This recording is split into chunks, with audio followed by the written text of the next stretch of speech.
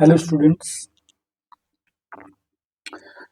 Alkene का revision हम कर रहे थे और इसमें हमने देखा कि एल्केन की सब्स्टिट्यूशन रिएक्शंस और उसकी मैकेनिज्म के बारे में अपन ने देखा। अब उसके आगे अपन देखते हैं कि reactivity of alkene towards halogenation.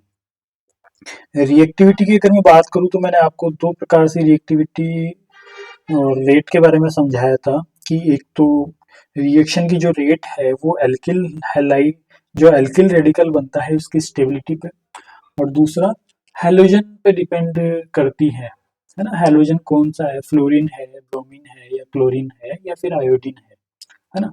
तो उसका थोड़ा सा अपन यहाँ देखेंगे और थोड़ा डिटेल में हम उसको कवर करेंगे यहाँ पे। ठीक है, एक तो जो टॉपिक हेडिंग है हमारा ये है हैलोजनीकरण में एल्केनों की क्रियाशीलता। दूसरा इसको अपन रिएक्टिविटी और सेलेक्टिविटी के नाम से भी अपन पढ़ते हैं, क्रियाशीलता और वर्णनात्मकता। यही इंपॉर्टेंट है यहाँ पे, इसको अपने को थोड़ा ज्यादा अच्छे से समझना है।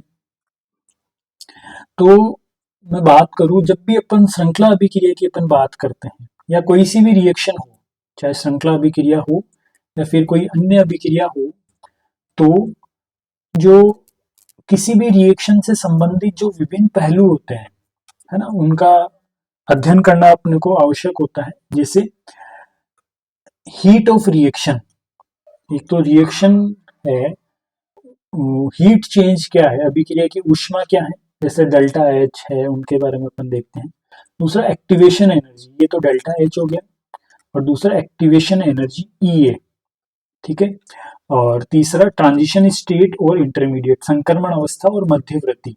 ये तीनों जो है किसी भी रिएक्शन में बहुत ज्यादा इंपॉर्टेंट है ना। हम देखें अगर इसमें,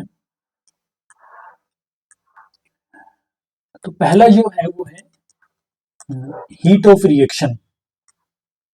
हीट ऑफ रिएक्शन है ना, हीट ऑफ रिएक्शन क्या है कि जैसे मान लो ये एक रिएक्शन है, जैसे CH3H है, मिथेन है, इसकी रिएक्शन Cl2 के साथ हो रही है, इसकी रिएक्शन Cl2 के साथ हो रही है और हमें क्या मिल रहा है, CH3Cl, मिथाइल क्लोराइड मिल रहा है और साथ में HCl मिल रहा है। ठीक है, इस रिएक्शन में CH4 जो है वो रिएक्टेंट है, अभिकारक है। ये CH4 जो रिएक्टेंट है, यहाँ पे हम इसका 1 मोल लेके चल रहे हैं, यानी कि 1 मोल रिएक्टेंट के द्वारा किसी अभिक्रिया के दौरान अवशोषित या उत्सर्जित ऊष्मा की जो मात्रा है वो अभिक्रिया की ऊष्मा कहलाती है। ये जो CH4 है, ये रिएक्शन के दौरान जितनी हीट को एब्जॉर्ब करेगा या फिर जितनी हीट को ये रिलीज करेगा, है ना, जितनी भी हीट ये एब्जॉर्ब करेगा या जितनी हीट ये रिलीज करेगा, है ना, नेट, वो क्या होगी, रिएक्शन की हीट होगी, हीट ऑफ रिएक्शन, अभिक्रिया की ऊष्मा। 1 मोल की अपन बात कर रहे हैं ना यहाँ पे। इसे अपन इसको डिटेल में देखें तो ये CH3H है, ये कार्बन और हाइड्रोजन के बीच में एक बॉन्ड है, यहाँ पे क्लोरीन और क्लोरीन के बीच में बॉन्ड है। तो कार्बन और हाइड्रोजन का बॉन्ड तोड़ने के लिए हमें एनर्जी इसको देनी पड़ेगी, यानी कि ये एनर्जी को एब्जॉर्ब करेगा, और वो एनर्जी कितनी होगी, 104 किलो कैलोरी पर मोल। ठीक है, और क्लोरीन और क्लोरीन के बॉन्ड को तोड़ने के लिए जो एनर्जी देनी पड़ेगी वो होगी 58 किलो कैलोरी पर मोल। ठीक है, दोनों बॉन्ड टूट गए। अब नए बॉन्ड टूटेंगे तो नए बॉन्ड बनेंगे, यही केमिकल रिएक्शन होती है। तो कार्बन और हाइड्रोजन का बॉन्ड टूटता है तो कार्बन और क्लोरीन के बीच में बॉन्ड बनता है। और याद रखना, जब भी बॉन्ड बनेगा तो एनर्जी रिलीज होती है। ये जो मैंने साइन लगा रखा है ना, ये एनर्जी रिलीज का है कि यहाँ से एनर्जी रिलीज हो रही है, हीट रिलीज हो रही है। और यहाँ पे हाइड्रोजन और क्लोरीन के बीच में बॉन्ड बनता है तो यहाँ पर भी एनर्जी रिलीज हो रही है। कुल मिला के बॉन्ड को तोड़ने के लिए एनर्जी दे रहे हैं और बॉन्ड बन रहा है तो एनर्जी रिलीज हो रही है। तो टोटल हमने कितनी एनर्जी या कितनी हीट इसको प्रोवाइड करवाई, 104 प्लस 5 8, यानी टोटल 162 किलो कैलोरी तो एनर्जी हमने इसको दी, यानी कि इसने एब्जॉर्ब करी, अवशोषित करी। और बॉन्ड बनने पे टोटल एनर्जी 84 प्लस 103, यानी कि 187 किलो कैलोरी पर मोल जो हीट है वो उत्सर्जित हुई, रिलीज हुई, गिवन आउट। ठीक है, तो नेट क्या है, यानी कि 162 हमने इसको प्रोवाइड करवाई और 187 इसने रिलीज कर दी, तो टोटल क्या है, मतलब रिलीज इसने ज्यादा करी है। तो अगर अपन नेट देखें तो नेट इसने 25 किलो कैलोरी पर मोल जो हीट है वो इसने इवॉल्व करी है, रिलीज करी है। ठीक है, 162 हमने दी और 187 इसने रिलीज कर दी, तो है ना, नेट क्या हुआ, नेट हुआ कि 25 किलो कैलोरी पर मोल इसने रिलीज कर दी, है ना। 25 किलो कैलोरी पर मोल इसने ऊर्जा उत्सर्जित कर दी, ऊष्मा का उत्सर्जन कर दिया। 1 मोल की बात करें तो ये जो 25 है ना, ये जो डेल्टा एच है ये क्या है, इस रिएक्शन की हीट है, हीट ऑफ रिएक्शन अभिक्रिया की ऊष्मा है। ठीक है, अब किसी भी रिएक्शन में मान लो अगर एनर्जी अगर एब्जॉर्ब होती है, हीट अगर एब्जॉर्ब होती है या एनर्जी एब्जॉर्ब होती है, तो उस रिएक्शन को अपन कहते हैं एंडोथर्मिक रिएक्शन, ऊष्माशोषी अभिक्रिया। और उसके लिए डेल्टा एच जो है वो लिखा जाता है पॉजिटिव में। डेल्टा एच किस में लिखा जाता है, पॉजिटिव। और कोई दूसरी रिएक्शन है जिसमें हीट लिबरेट होती है या ऊष्मा उत्सर्जित होती है, तो उस रिएक्शन को अपन कहते हैं एक्सोथर्मिक रिएक्शन, और उसके लिए डेल्टा एस को लिखा जाता है नेगेटिव साइन के साथ में, नेगेटिव साइन के साथ में डेल्टा एच को लिखा जाता है। इसके डिटेल में ज्यादा हम नहीं जाएंगे, केवल ये साइन कन्वेंशन हमको याद रखना है। ठीक है, अब दूसरा जो इंपॉर्टेंट पॉइंट है वो है एक्टिवेशन एनर्जी, सक्रियण ऊर्जा। सक्रियण ऊर्जा को हम इस तरह से समझ सकते हैं कि जैसे मान लो हमें कोई सामान खरीदना है, हमें कोई सामान खरीदना है और उस सामान की जो वैल्यू है वो है 1000 रुपीज, है ना, और हमारे पास जो पॉकेट में है वो 995 रुपीज, है ना। तो ये जो सामान है ये हम नहीं खरीद पाएंगे, क्योंकि हमारे पास क्या है कि जो सामान की जो रेट है उसकी 1000 रुपये जो उसकी रेट है उससे कम पैसे हमारी जेब में है, तो हम ये नहीं खरीद पाएंगे। लेकिन मान लो अगर 5 रुपए हमें कोई प्रोवाइड कर दे तो हमारे पास टोटल कितने हो जाएंगे, 1000 रुपए। अब हम उस सामान को खरीद सकते हैं। ठीक है, तो ये जो 5 रुपए आपको किसी ने प्रोवाइड करवाया है, ये जो है ना, ये आपको रिक्वायर्ड अमाउंट था। आपका रिक्वायर्ड अमाउंट कितना था, 5 रुपए, है ना। तो कोई भी रिएक्शन के रेस्पेक्ट में अगर अपन देखिए तो मान लो कोई भी रिएक्टेंट या अभिकारक है जो अभिक्रिया कर रहा है, ठीक है, उसके पास कुछ ना कुछ एनर्जी होती है, पहले से उसकी खुद की कुछ ना कुछ एनर्जी होती है। लेकिन रिएक्शन करने के लिए उसकी खुद की जो एनर्जी है, रिएक्शन करने के लिए उसकी जो खुद की जो एनर्जी है कई बार वो सफिशिएंट नहीं होती है, समझ गए। अगर उसके पास खुद की सफिशिएंट एनर्जी नहीं है तो वो रिएक्शन नहीं कर पाएगा। लेकिन मान लो हमें वो रिएक्शन करवानी है तो हमें उसको एनर्जी प्रोवाइड करनी पड़ेगी। रिएक्शन करवानी है तो जो एनर्जी है वो अपने को उसको प्रोवाइड करवानी पड़ेगी। तो जितनी एनर्जी हम उसको प्रोवाइड करवाते हैं, जितनी एनर्जी के रिक्वायरमेंट उस रिएक्टेंट या अभिकारक को है, वो जो रिक्वायरमेंट है वो रिक्वायरमेंट कहलाती है एक्टिवेशन एनर्जी या फिर सक्रियण ऊर्जा। क्या कहलाती है, सक्रियण ऊर्जा। अगर इसकी डेफिनेशन देखें अपन तो ऊर्जा की वह न्यूनतम मात्रा जो किसी अभिक्रिया के संपन्न होने के लिए आवश्यक होती है वो क्या कहलाती है, सक्रियण ऊर्जा। ठीक है, जैसे मान लो, है ना, ये एक फ्री रेडिकल है क्लोरीन और ये है CH3H मीथेन। ये सेकेंड स्टेप है, प्रोपोगेशन स्टेप की बात कर रहे हैं अपन यहाँ पे, है ना। तो इस रिएक्शन को कंप्लीट करने के लिए जैसे मान लो ये मीथेन है और ये क्लोरीन है, इनकी एनर्जी यहाँ पर है, ये एनर्जी प्रोफाइल डायग्राम है। इस एनर्जी प्रोफाइल डायग्राम में रिएक्टेंट की एनर्जी यहाँ पे है, और रिएक्शन जब होगी तो रिएक्शन होने के लिए, है ना, रिएक्टेंट्स को यहाँ तक जाना पड़ेगा, किसी ट्रांजिशन स्टेट से होके गुजरना पड़ेगा, और उस ट्रांजिशन स्टेट तक पहुंचने के लिए इसको 4 kilo calorie energy extra required है। इतनी तो इसके पास है, यहां तक पहुंचने के लिए इसको 4 किलो कैलोरी और चाहिए, है ना। तो ये जो रिक्वायर्ड अमाउंट है, ये रिक्वायर्ड अमाउंट जो है, जो रिएक्शन करने के लिए आवश्यक है, वो क्या है, एक्टिवेशन एनर्जी है, किसी भी रिएक्शन की सक्रियण ऊर्जा कहलाती है। अगर अपन इसको ये एनर्जी प्रोवाइड करवा देते हैं, है ना, तो ये रिएक्शन हो जाएगी और प्रोडक्ट बन जाएगा। ठीक है। अब इसमें अपन आगे चलते हैं। अतः अभिक्रिया के होने के लिए जो आवश्यक ऊर्जा है इस एनर्जी प्रोफाइल डायग्राम में वो कितनी है, 4 किलो कैलोरी। रिक्वायर्ड एनर्जी जो है वो 4 किलो कैलोरी है। ठीक है। अगर सेम रिएक्शन, मिथेन की सेम रिएक्शन अगर मैं ब्रोमीन के साथ में करवाऊं, ब्रोमीन रेडिकल अगर मैं लेके चल रहा हूं, ठीक है, तो ब्रोमीन रेडिकल और ये जो CH3H है मिथेन है, इसकी एनर्जी यहाँ पे है इस एनर्जी प्रोफाइल डायग्राम में।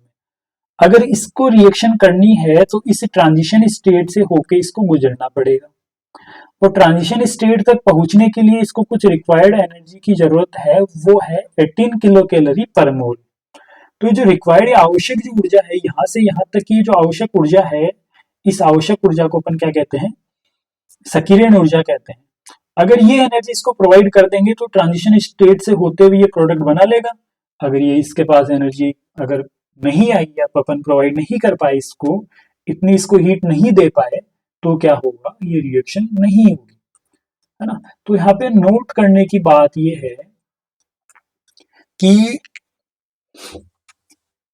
क्लोरीनेशन जब अपन ने करवाया मीथेन का तो एक्टिवेशन एनर्जी थी 4 किलो कैलोरी, और वही मीथेन का जब अपन ने ब्रोमिनेशन करवाया तो एक्टिवेशन एनर्जी है 18 किलो कैलोरी।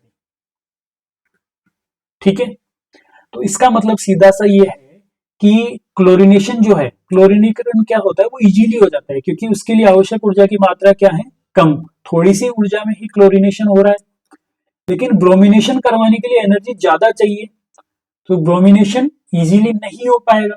तो यानी कि हम ये कह सकते हैं कि क्लोरीनीकरण जो है उसका जो वेग है वो ब्रोमिनेशन के वेग से क्या होता है, अधिक होता है। और ये बात हम अच्छी तरह से जानते हैं कि अगर अपन फ्लोरीन ले या फिर क्लोरीन ले या फिर ब्रोमीन ले या फिर आयोडीन ले, रेट जो होगा रिएक्शन का वो क्लोरीन के रेस्पेक्ट में ज्यादा होगा और ब्रोमीन के रेस्पेक्ट में क्या होगा, कम होगा। और कम क्यों है वो हमें इसकी एक्टिवेशन एनर्जी से पता चल रहा है, क्योंकि इसके लिए एक्टिवेशन एनर्जी क्या है, ज्यादा है तो रिएक्शन धीरे होगी, और इसके लिए एक्टिवेशन एनर्जी कम है तो रिएक्शन तेजी से होगी, है ना। तो अभिक्रिया का जो वेग है वो संकीर्ण ऊर्जा के मान पर निर्भर करता है। रिएक्शन की जो रेट है वो एनर्जी ऑफ एक्टिवेशन भी डिपेंड करती है। अगर एनर्जी ऑफ एक्टिवेशन अगर ज्यादा है, हाई है, तो रिएक्शन की जो रेट है, एक्टिवेशन एनर्जी ज्यादा है तो रिएक्शन की रेट कम होगी, और अगर एक्टिवेशन एनर्जी अगर कम है तो रिएक्शन की रेट क्या होगी, ज्यादा होगी, है ना। इसको इस तरह से देखेंगे अपन। ठीक है। अब अपन आगे मूव करते हैं इसमें कि ट्रांजिशन स्टेट और इंटरमीडिएट्स क्या होते हैं, संक्रमण अवस्था और मध्यवर्ती क्या है। ठीक है। किसी भी चेन रिएक्शन का जो सेकंड स्टेप है वो होता है प्रोपेगेशन स्टेप, संचरण पद होता है। और हमें ध्यान है कि इस पद को अपन क्या कहते हैं, RDS step, rate determining step अपन इसको कहते हैं, वेग निर्धारक पद। और मैंने अभी आपको बताया था कि ये जो स्टेप है, इस स्टेप में ये जो हैलोजन रेडिकल है ये हाइड्रोजन को एब्स्ट्रैक्ट करता है, हाइड्रोजन का निष्कासन करता है मिथेन या कोई भी एल्केन में से। ठीक है। तो ये जो रिएक्शन है ये इस टाइप से होती है कि ये जो हैलोजन है इस हाइड्रोजन के साथ में बॉन्ड बना रहा होता है, ठीक उसी समय पे कार्बन और हाइड्रोजन का बॉन्ड टूट रहा होता है। ये हैलोजन क्या करेगा, इस हाइड्रोजन को लेके जाएगा, एब्स्ट्रैक्ट करेगा, एब्स्ट्रैक्ट करेगा तो हाइड्रोजन और हेलोजन के बीच में कोई बॉन्ड तो बनेगा ना। ठीक है। और ठीक उसी समय पे कार्बन और हाइड्रोजन का बॉन्ड टूटेगा भी, क्योंकि बॉन्ड टूटेगा तभी तो बॉन्ड बनेगा। लेकिन यहाँ पे ये जो दोनों है बॉन्ड का फॉर्मेशन, यहाँ पे बॉन्ड का फॉर्मेशन होगा और यहाँ पे बॉन्ड टूटेगा। बॉन्ड का फॉर्मेशन यानी बनना और बॉन्ड का टूटना दोनों यहाँ पे साइमल्टेनियसली होते हैं, दोनों एक साथ होते हैं। तो ये जो अवस्था है बीच की, है ना, मध्य की ये जो अवस्था है, इस अवस्था को अपन कहते हैं संक्रमण अवस्था, ट्रांजिशन स्टेट, है ना। इस ट्रांजिशन स्टेट में क्या होता है कि ये जो हैलोजन है इसके ऊपर पहले से रेडिकल था, है ना, और जब ये हाइड्रोजन के साथ में बॉन्ड बनाएगा तो इसका रेडिकल जो कैरेक्टर है वो धीरे धीरे खत्म होगा, कार्बन पे धीरे धीरे जनरेट होगा। तो कार्बन और हैलोजन दोनों यहाँ पे क्या होते हैं, आंशिक मुक्त मूलक का गुण रखते हैं, पार्शियल रेडिकल कैरेक्टर दोनों में होते हैं। यहाँ पे ट्रांजिशन स्टेट में दो चीजें देखी अपन ने, एक तो कार्बन और हैलोजन पे पार्शियल रेडिकल कैरेक्टर रहेगा, और दूसरा कि यहाँ पे बॉन्ड ब्रेकिंग और बॉन्ड फॉर्मिंग जो है वो दोनों साइमल्टेनियसली होंगे, बॉन्ड का बनना और बॉन्ड का टूटना दोनों एक साथ यहाँ पे होंगे। इस तरह की अगर कोई अवस्था होती है तो उसको अपन कहते हैं ट्रांजिशन स्टेट, जो कि किसी रिएक्शन के दौरान बनती है। ठीक है, ट्रांजिशन स्टेट जो है वो बहुत ज्यादा अस्थायी होती है, बहुत ज्यादा अनस्टेबल होती है।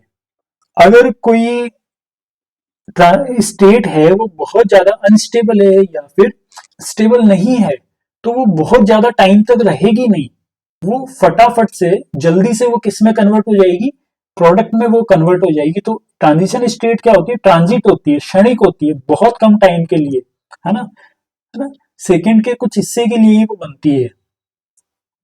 जैसे मान लो यहाँ पे कोई रिएक्टेंट है और ये जो रिएक्टेंट है इसको प्रोडक्ट में कन्वर्ट होना है, तो सबसे पहले ये किस में से होके जाएगा, ट्रांजिशन स्टेट से होके फिर ये प्रोडक्ट में कन्वर्ट होगा, है ना। और यहाँ पे रिएक्टेंट और प्रोडक्ट के बीच में एक ट्रांजिशन स्टेट का फॉर्मेशन होता है।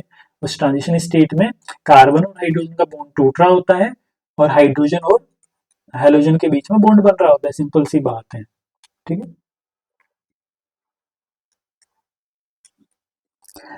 कुछ इस रिएक्शंस ऐसी होती है कि वो रिएक्शंस एक से ज्यादा स्टेप में होती है, मल्टी स्टेप में होती है ना। जैसे मान लो ये CH4 के साथ में हैलोजन रेडिकल है, CH4 के साथ में हैलोजन रेडिकल है और ये हैलोजन रेडिकल यहाँ से हाइड्रोजन एक्सेप्ट करेगा, तो सबसे पहले एक ट्रांजिशन स्टेट में से होकर गुजरेगा जिसको मैंने क्या नाम दिया, transition state T1। Transition state T1 के बनने के बाद यहाँ पे बनेगा एक CH3 यानी कि R रेडिकल, मिथाइल रेडिकल बनेगा। और ये जो मिथाइल रेडिकल है, इस मिथाइल रेडिकल को हम कहते हैं मध्यवर्ती, जो हमने पढ़ा भी है थर्ड यूनिट में, मध्यवर्ती, है ना, इंटरमीडिएट। एक इंटरमीडिएट का फॉर्मेशन होता है, फिर ये इंटरमीडिएट वापस से एक दूसरी ट्रांजिशन स्टेट से होके गुजरता है, और इस ट्रांजिशन स्टेट से गुजरने के बाद यहाँ पे क्या होता है, प्रोडक्ट का फॉर्मेशन होता है ना। तो हमने क्या देखा कि मध्यवर्ती जो है, मध्यवर्ती की जो ऊर्जा है वो इन ट्रांजिशन स्टेट की ऊर्जा से क्या है, कम है, क्योंकि हमने इसको नीचे शो किया है, और जिसकी एनर्जी कम होती है वो स्टेबल होता है। तो यहाँ पे जो मध्यवर्ती है वो क्या है, संक्रमण अवस्था की तुलना में ज्यादा स्थायी है। Intermediate is more stable then transition state. ठीक है, और मध्यवर्ती कब बनता है, मध्यवर्ती बनता है जब कोई भी रिएक्शन एक से ज्यादा पदों में संपन्न हो, मल्टी स्टेप जो रिएक्शन होती है वहां पे मध्यवर्ती बनेगा। ठीक है, और जब अभिक्रिया एक ही पद में संपन्न होती है तो वहां पे मध्यवर्ती नहीं बनेगा। जैसे मान लो अपन ने SN2 रिएक्शन पढ़ी है, तो SN2 रिएक्शन जो है वो एक ही स्टेप में होती है तो वहां पे इंटरमीडिएट नहीं बनता है। लेकिन SN1 जो रिएक्शन है, SN1 रिएक्शन दो पदों में संपन्न होती है तो वहां पे इंटरमीडिएट बनता है। SN1 में कौन सा इंटरमीडिएट बनता है, कार्बोकेटाइन, ध्यान रखना। ठीक है,